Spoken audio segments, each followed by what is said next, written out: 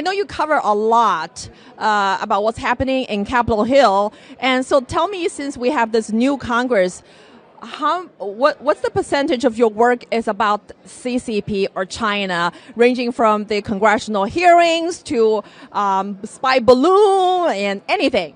It's so interesting that you asked that, because when you take it into the context and you look at where all these issues and problems are coming from, it's the CCP. So all of my work revolves around COVID stories, the government, the Congress, and what's been happening. And recently we just saw with the hearings on Capitol Hill, they're very, very concerned. Now, what I do a lot of different times is I ask everyday Americans, what do they think, right? What do they think? Most of the people on the street seem to have a very, very disconnected view of China. They don't seem to think that China is a very big threat. They think they make a lot of things, and they provide our country with a lot of things. But I would say the average American is waking up to the fact that the CCP and Xi Jinping in general are nefarious in nature.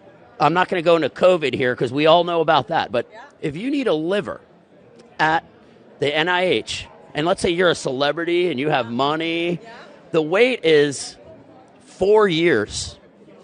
If you need a liver in China and you have the money, perfect match. Now, where is that coming from? That's what people have to ask themselves. And the more things we discover about Xi Jinping and his regime, the more that it seems like America is almost destined to war with China, and no one wants this.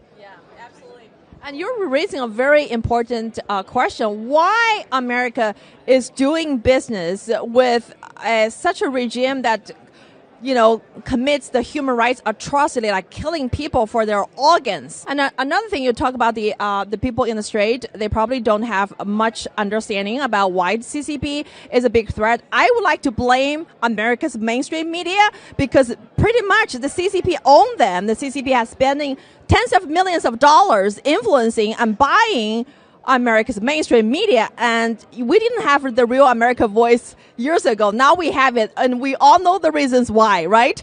Well, people are waking up, exactly. And the goods that China provides this country with are needed and necessary, but we need to move that manufacturing back here. And that's what our government has begun to do. The 118th Congress has really gotten strong on China. And we're about to hear a talk this afternoon at CPAC. It's called Caging the Red Dragon.